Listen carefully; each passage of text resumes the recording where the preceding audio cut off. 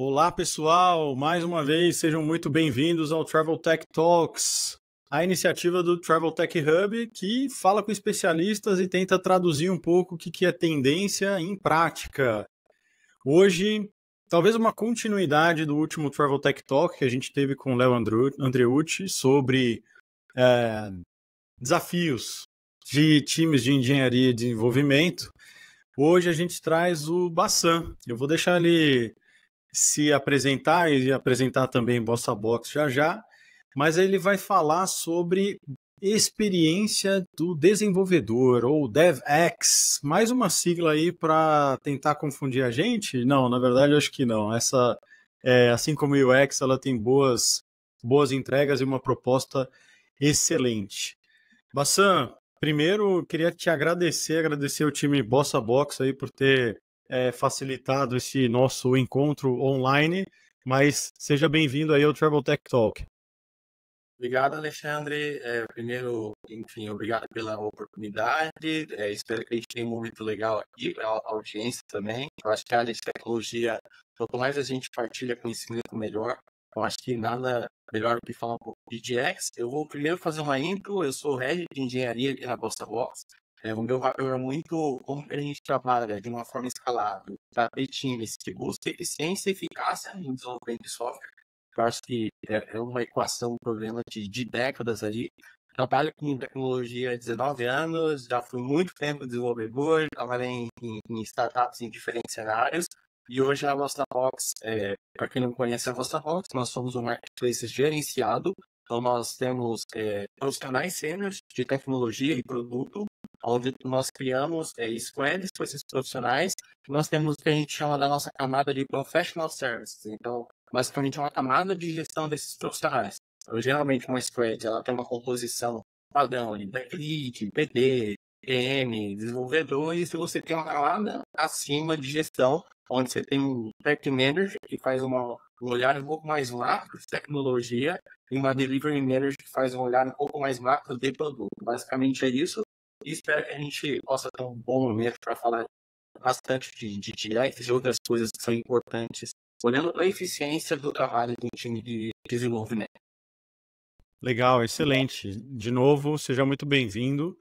Eu, como trabalho em turismo já há bastante tempo, tenho certeza que muitos dos que ouvem aqui esse Travel Tech Talk vão se identificar nessa busca por melhorias, mas também saber que existe uma Bossa Box que pode ser um parceiro de fato valoroso nesses desafios, né? A gente sabe, de novo, puxando um pouco do último talk que a gente teve, a gente falou bastante dos desafios, comunicação entre as áreas, comunicação interna em tecnologia, comunicação e alinhamento de metas e entregáveis entre produto e tecnologia. Então, é um desafio de fato, né? Então, como eu digo, não é mais uma sigla, obviamente, talvez um framework, talvez uma nova tendência que já é realidade para melhorar esse ambiente, né? Para otimizar essas entregas, que no final tecnologia, produto e negócios, eles estão esperando por uma entrega que gere valor, então, portanto, receita adicional, enfim, a gente nunca pode esquecer o fim, né? O meio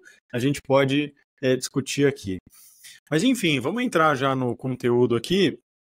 Para a gente começar, Bassa, meio que aquecendo o motor aqui, mas já aquecidos, explica para essa audiência e para mim também o que é experiência do desenvolvedor, né? UX, ou experiência do usuário, já é muito difundido, às vezes até usado até com certa deficiência aí esse termo. Tem a ver com UX ou o que é experiência de desenvolvedor? Conta para nós, por favor.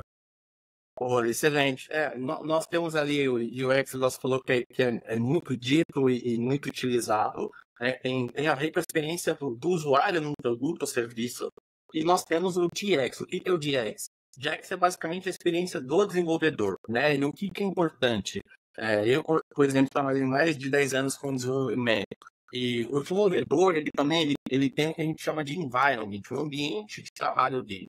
de onde ele pode ser produtivo ou não. Então, eu vou pegar alguns casos assim da minha experiência pessoal. Eu já trabalhei em cenários em empresas onde as pessoas falaram, ó, precisa entregar mais rápido o código, precisa ter mais qualidade no desenvolvimento. Mas dificilmente as pessoas perguntam para o desenvolvedor o que gera fricção no trabalho dele. Então, uma coisa é você trabalhar num ambiente onde a marcabilidade do código é muito fácil, então você consegue fazer alterações no código, implementações de novas features, a parte de monitoramento e observabilidade da sua aplicação é muito boa, então quando tem um incidente você consegue identificar onde está o problema, a qualidade da documentação é algo muito bom, mas quando você não tem essas coisas muito bem feitas, automaticamente você vai gerar fricção. Então, quando tem um incidente de uma hora extra, quando precisa fazer uma nova feature, você pode fazer uma feature e cagar outra coisa, e é um pouco da equação de um problema de décadas no desenvolvimento de software. Então, o que o DX tenta fazer? O DX é uma pesquisa científica, a gente acredita muito numa metodologia científica, foi criada por algumas pessoas, inclusive a gente vai falar um pouquinho sobre DORA, que é um outro instituto de pesquisa, para identificar quais são as perguntas corretas que nós temos que fazer para os desenvolvedores, para entender que no fluxo de desenvolvimento vai existir coisas que podem estar gerando fricções no que está sendo construído. Então, a Nicole, algumas pessoas que estão no livro Accelerate, outras pessoas do Google, eles fizeram uma entrevista, uma metodologia científica e definiram algumas categorias dessa pesquisa e quais perguntas devem ser feitas para o desenvolvedor. E o porquê isso é importante? A gente até falando de como isso impacta outras áreas. O desenvolvedor, querendo ou não, é a pessoa que tangencia e materializa o que está sendo construído. Às vezes você pode ter um trabalho muito bem feito do time de design, de produto, mas se o desenvolvedor, na hora que for codar e fazer o build daquilo que está sendo desenvolvido, começar a gerar fricção, vai impactar em tudo. Então você vai ter uma cadência não tão esperada, você não vai conseguir ter um go-to-market tão legal, você não vai conseguir ter um processo de validação contínua. Então o DX é basicamente sobre dados subjetivos, então opiniões das pessoas, e que geram fricção no seu fluxo de trabalho. Então, desde dar satisfação com as ferramentas, satisfação com a codebase, satisfação com o environment, com tudo que tem a ver com o desenvolvimento de software. De forma simplista, é basicamente isso, tá? Legal, excelente. Então, a gente pode dizer que finalmente tem muitas pessoas aí preocupadas em oferecer e otimizar esse ambiente de desenvolvimento, né? Que antes acho que era visto como o pessoal de TI ali, né? Aquela galera que a gente não consegue conversar muito, só fala em código. Então, agora a gente tem pessoas preocupadas em melhorar esse ambiente, é isso, né? Tentando traduzir ao máximo aí. Perfeito, perfeito. E tem um pouco assim, Alexandre, de o hype do momento da AI. Então, assim, você tem empresas muito conceituadas por trás desse assunto de DX. Você tem a Microsoft Research, você tem o GitHub Research, que eles estão fazendo muitas pesquisas, inclusive ele tem relação com a AI.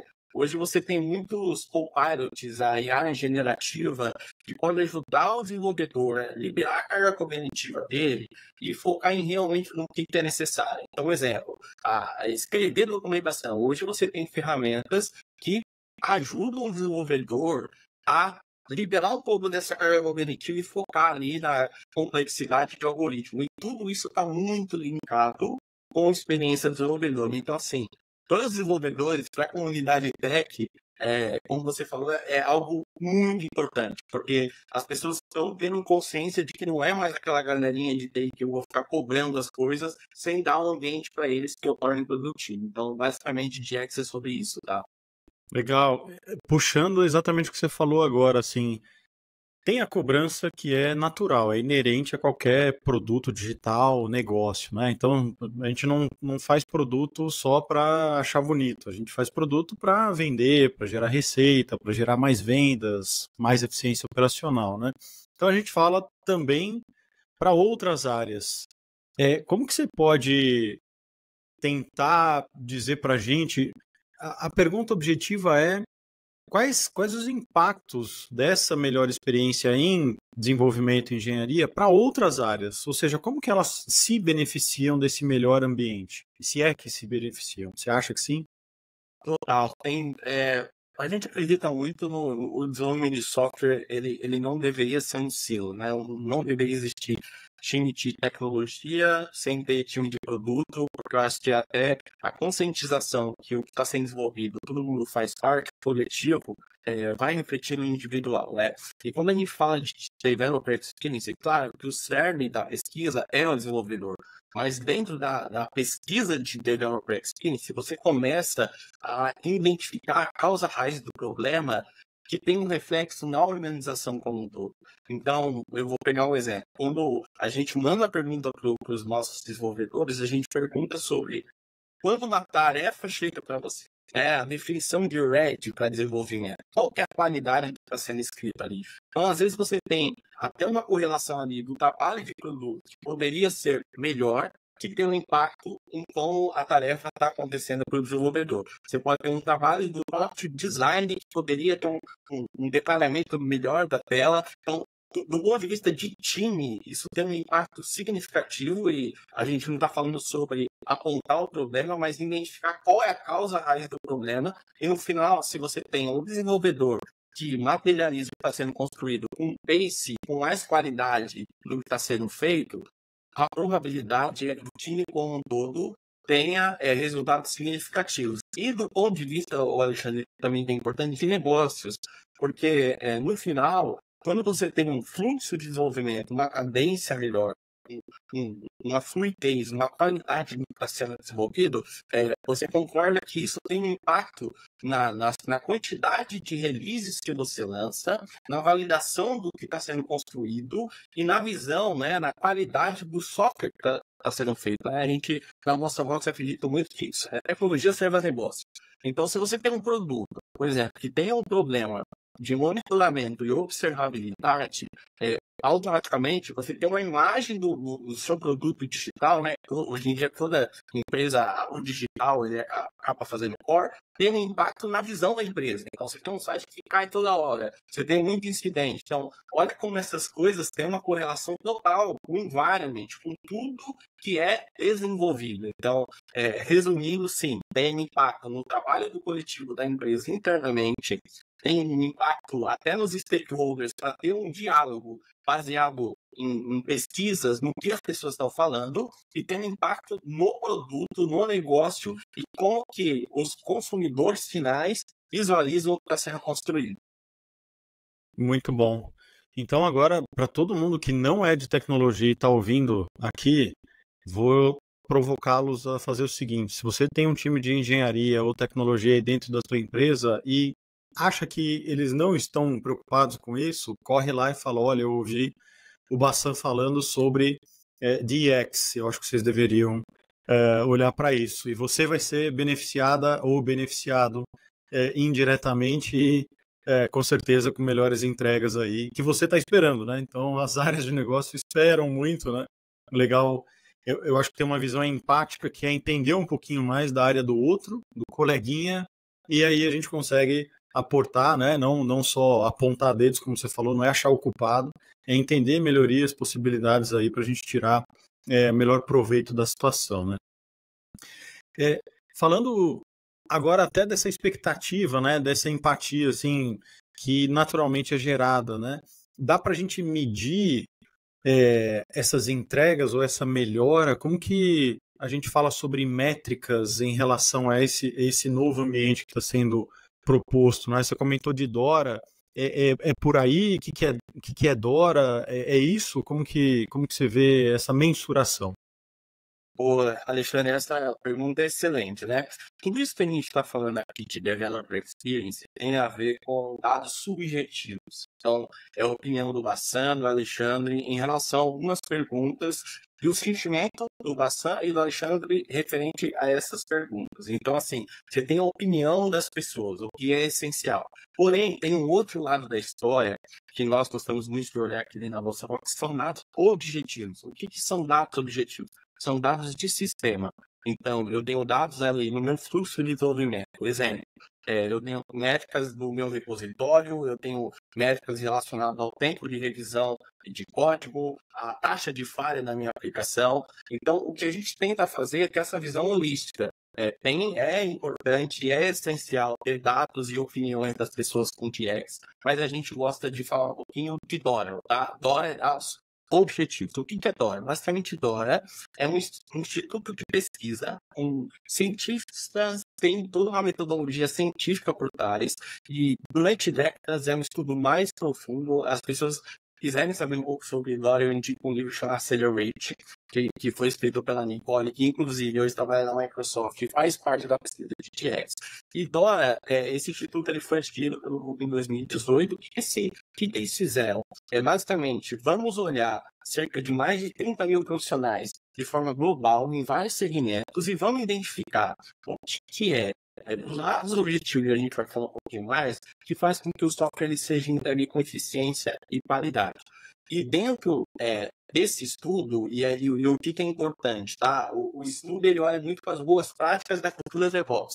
E eu acho que vale a pena a gente chegar e fazer um paralelo com o DX, tá? O que ele olha? Ele olha assim, eu tenho um repositório, eu vou plugar lá no meu repositório, eu vou ter o Lead Time for Change, que é uma métrica olhando para a eficiência. O que é o Lead Time for Change? Então, desde o momento que o desenvolvedor pega uma tarefa para comunicar até aquele código estar pronto para mergear, quanto tempo isso demora? Porque você vai identificando fricções. Exemplo, você tem um time que roda muito rápido, mas o tempo de revisão de código é muito demorado. As pessoas não olham a PR, ninguém analisa, ou eu posso ter um processo de release muito moroso. Então você tem o lead time, tá? E você tem a deploy frequency, a frequência de deploy, e são duas métricas que olham para a eficiência. Então, a tendência é, se eu tenho deploys com batches menores de forma recorrente, eu tenho mais entregas, eu tenho como validar mais o que está sendo desenvolvido, e você também, o que é interessante de nós, você tem um benchmark do mercado. Essa pesquisa ela é pública, o Google ele solta um reporte anualmente, e dentro dessas duas métricas de eficiência, e a gente vai falar de qualidade, eles definem o que é um time de elite, de alta, média e baixa performance. Então, de acordo com o seu tempo de lead time, de acordo com a sua quantidade de deploys, eles vão definir um nível que você está em relação ao mercado e dar os objetivos. Isso que é legal, a gente acha muito importante olhar para o contexto da empresa, mas se você quiser, eu tenho uma fintech, eu quero ver como mundialmente está o lead time e a frequência de deploy. Você tem um benchmark, tá? E a outra parte é qualidade. Tá, então eu tenho lead time legal, eu tenho muito deploy, mas o que eu estou desenvolvendo tem qualidade, porque qualidade é algo inegociável no desenvolvimento de software, até porque você pode criar um castelo de areia, depois o seu ROI de investimento enfim, não vale a pena. Então, do lado de qualidade, você tem a taxa de falha, né, o failure rate. Então, o código que está sendo desenvolvido, quanto daquele código está gerando falha ou é um código realmente aproveitável? E você tem mean time to recover. O que é o mean time to recover? Quando tem um incidente, quanto tempo o meu time leva para se recuperar daquele incidente? E o mais importante é, tá bom, eu tenho os dados objetivos, eu tenho as métricas do hora que eu plugo em sistemas, eu tenho os dados subjetivos, e como o DX e DORA se conecta? Se conecta porque tudo isso que a gente está falando, que é preditivo, a gente ter um bom lead time, uma boa frequência de deploy, uma taxa de falha baixa, um tempo de restauração baixo, tem a ver com o environment que está sendo construído. Então, quando a gente fala, por exemplo, a gente vai uma pesquisa de developer experience e fala, o que você acha do seu monitoramento e observabilidade? É fácil você estar aqui, problema? Não é fácil. Então, assim, eu tenho uma opinião aqui do Alexandre, deixa eu olhar aqui os dados DORA, realmente o meu time to the over demora X tempo para a gente se recuperar, tá? E o que é importante, tem até um site do Google chamado dora.dev/core. Esse site ele tem uma imagem que tangencia muito isso que a gente está falando. Ele olha assim, technical capabilities, boas práticas da cultura DevOps que vão influenciar nessas métricas. Então, o que a gente tenta fazer é, como eu tenho essa visão holística, eu coleto dados de sistema, coleto opiniões das pessoas e trabalho no que é preditivo para essas métricas estarem em alta performance. Então, monitoramento e observabilidade provavelmente vai refletir em seu lead time to recover. O seu lead time, seu tempo de revisão de código, provavelmente você pode ter um problema da arquitetura que está acoplada do sistema, a qualidade da documentação. Então, quando você trabalha no preditivo e você tem essa visão holística de tudo que está acontecendo, basicamente você tem a causa raiz do problema e você tem esse olhar mais holístico. Então, essa combinação que para a gente é muito importante, assim, de DORA e de X, porque você junta dados subjetivos, trabalha nas tech capabilities e vai ter um reflexo na eficiência e na qualidade do que está sendo construído. Muito legal ouvir isso, e aí eu trago uma opinião, né? Ou seja, pessoal, eu acho que é uma evolução muito grande e necessária, né, para esse ambiente que ele sempre foi de muita tensão e sempre havia, ou ainda em vários casos há ainda, aquela desconfiança, né? Poxa, é um time que trabalha, mas eu não vejo entrega. Ou é um time que eu peço e não me devolve, né? Então, finalmente, eu posso dizer que a gente está vendo uma evolução para esse time, mas também, de novo, para o negócio, né? Para a empresa de uma maneira geral, principalmente para aquelas que têm o produto digital como seu core, né? SaaS, enfim, mas hoje cada vez mais a gente vê esse cenário, né? Então é ciência pura, né? É um framework, mas é um framework baseado numa ciência, ou seja, estudos, boas empresas por trás, né? Não só o Google pela aquisição, mas também toda a teoria que foi criada ali atrás, né? Encaminhando para um bloco já de fechamento, a gente tem a premissa de ser uma conversa bem objetiva, mas também curta, né? Até obedecendo aí o tempo do pessoal, da audiência. Olhando para a prática, Bassan, primeiro uma pergunta. Da tua experiência aí, dos teus projetos, não só como Bossa, mas de uma maneira geral, até pelo networking, você vê que grande parte dos times já estão se preocupando com isso, ou seja, já estão olhando para como fazer, ou ainda é uma realidade bem como uma exceção, que você é um privilegiado, Bossa Box e seus clientes também, mas ainda é uma exceção. O que você acha? Perfeito. Alexandre, assim, cara, sendo bem transparente, eu sinto uma certa dificuldade, pelo menos no Brasil, das pessoas terem consciência disso tudo que a gente está falando. Então, se vocês olharem assim, você tem muito conteúdo muito denso nos Estados Unidos, no Canadá, em alguns lugares sobre até referência de software para gente, mas eu sinto que no Brasil ainda existe um certo déficit, né, nessa gestão um pouco mais holística, sabe? Eu acho que às vezes as pessoas olham muito para, vamos olhar para as métricas de produto, story points, algumas métricas que são difíceis de você comparar, que são fáceis de ser manipulado, querendo ou não. E quando a gente vai nesse olhar um pouco mais científico, mais profundo, existe uma certa carência, assim, no Brasil. Eu vejo que isso está mudando, porque o momento as pessoas elas querem ter o ROI, o retorno de investimento dela, não tem mais, acho que o momento do mercado mudou, não tem mais aquele dinheiro infinito, onde as pessoas fazem qualquer coisa de qualquer jeito, as pessoas têm que fazer as coisas com fluxo de eficiência e qualidade. E esse estudo, cara, ele tem fomentado muita discussão lá fora, e no Brasil está começando a melhorar. Espero que essa conversa ajude as pessoas a terem, né, essa consciência e partilhar esse conhecimento, porque é importante para a comunidade. Tudo isso que a gente está falando tem a ver com a satisfação dos desenvolvedores e tem a ver com as empresas do Brasil também ter uma cadência e qualidade no que está sendo desenvolvido. Então, eu acho que tem um déficit sim, mas tá aí, ó, público, o conteúdo é público, a State of the Ops Report, ele é público, é tenso, tem GX, tem a pesquisa científica também aberta, todo mundo pode ter acesso, tudo free, e eu acho que vale a pena falar um pouquinho de bastante. Então, as pesquisas estão aí, como que eu aplico isso, não vou entrar tanto no detalhe assim, mas de forma simplista. Para você ter acesso a dados fora, existem algumas ferramentas pagas de mercado, não é nada nossa voz, mas existem ferramentas pagas de mercado e existem projetos open source. Então você tem ferramentas como Haystack, Solana, são ferramentas que você tem uma licença ali, cerca de $20 a $25, são ferramentas caras, mas existem ferramentas open source.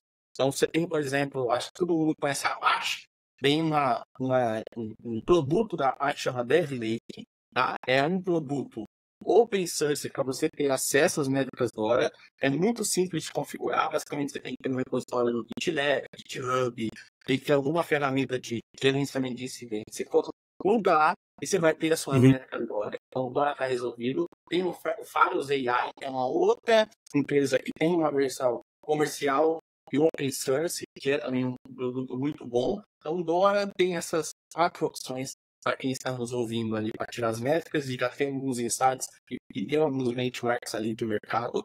E dados objetivos, hoje você tem uma plataforma, a GetDX, que eu particularmente não uso, que é muito caro, em dólar, você vê que tudo aí, tem uma plataforma brasileira. A gente, inclusive, na nossa plataforma municipal, a gente está tentando, de alguma forma, trabalhar em produtos SaaS nossos, porque a gente usa muito isso na gestão. Mas o que eu recomendo para quem não tem muito investimento em essas métricas? Acessa o reporte, a pesquisa científica de DX, é pública na internet, e eu posso depois deixar um link, Alexandre, quem quiser entrar em contato comigo, com o Google Forms. O Google Forms não é ciência de foguete, mas dentro do Google Forms, o que você vai pegar? Você vai ter as categorias das perguntas de DX, e você vai pegar esses dados de DX e mandar perguntas para as pessoas, e você vai cruzar com Dora, e isso tudo assim de forma bem simples. Você já vai ter os dados de Dora, de DX, vai ter as pesquisas, e aí, claro, tem um trabalho interno de como você trabalha, como você prioriza, como você olha o que é mais prioridade. Mas eu acho que isso já é uma coisa que eu, se eu ouvisse alguém falar, já ficaria feliz de ter essa informação, tá bom? Não, excelente. Vou dizer que a gente é privilegiado, então, né? Aqui como Travel Tech Hub, comunidade específica de uma vertical de viagens, ou seja, tecnologia para viagens, poder ouvir isso e, infelizmente, é exceção ainda, né? Então eu entendo dessa forma também. Acho que começa lá por fora, começa a ser mais difundido, depois vem para cá. Mas que bom que a gente tem chance de ouvir você, que já implementou, já tem experiência nisso. E a gente tem a chance também de seguir, né? Seguir esse caminho, não só nós aqui como comunidade, mas também como mercado. Faço muitos votos, opinião parcial, total, que a gente comece uma revolução nesse sentido por turismo. Quem sabe a gente consiga gerar uma grande massa e provocar outras aí, né? Para a gente fechar, uma pergunta quase que inversa. Me fala 2 coisas para a gente não fazer para começar nesse sentido de DX? O que a gente precisa evitar? E não vou te perguntar, me dá 2 dicas de como fazer, é o contrário. O que eu preciso evitar? 2, pelo menos. Boa. Eu começaria não investindo em software caro, então não vá por licenças comerciais, testem, façam uma POC, vejam se tem resultado, começa com um formuláriozinho simples de pesquisa, começa com o Dev Lake da parte que é open source, e aí sim, depois eu acho que até, tipo, às vezes as pessoas saem contratando ferramentas e gastam muito dinheiro, eu acho que é importante ver um pouco do resultado disso na prática, né? Eu sempre brinco, existe Hollywood e o mundo real. Então, vamos ver na prática tudo isso que a gente está falando, se funcionar, e depois acho que vai haver investimento. E outra coisa também eu acho que a simplicidade, sabe, Alexandre, é algo importante. Não adianta criar uma coisa muito complexa, assim, não adianta você ir atrás de uma consultoria e gastar muito dinheiro para implementar isso que a gente está falando. Eu acho que tudo isso tem a ver com provar valor no environment, mais simplista, reduzido, em um squad, funcionou, e aí implementar algo um pouquinho maior. Eu acho que essas 2 coisas são importantes. Muito bom, muito bom. A gente já tem um pequeno caminho aí a seguir, o mapa da mina, vamos chamar assim. Bassan, de novo, queria te agradecer imensamente aí por uma mini aula. Eu acho que provocou aí bons insights, deu bons insights, provocou essa audiência. Tudo que o Bassan falou em relação a ferramentas, livros, a gente vai colocar na descrição e vai estar ali facilmente acessível. E também os contatos de Bossa Box e também do próprio Bassan, LinkedIn, enfim. Bassan, de novo, muito obrigado, agradeço ao time Bossa Box, eu acho que foi excelente a conversa. Vou te puxar depois para outras novas conversas e aí a gente escolhe outros temas, mas não dá para perder aí tanta informação, tanto conteúdo para a gente falar. Obrigado, Alexandre. Espero que tenha sido um tempo de qualidade para quem está nos ouvindo. E, cara, foi excelente. Fico aí esperando o invite para os próximos eventos, tá bom? Obrigadão, viu? Obrigado, sem dúvida, muito valoroso aí para mim e para toda a comunidade, sem dúvida nenhuma. Obrigado, gente. Prestem sempre atenção aí nos canais Travel Tech Hub, a gente vai difundir e continuamente difundir conteúdo técnico, mas também estratégico para os negócios de vocês aí. Um grande abraço e nos vemos.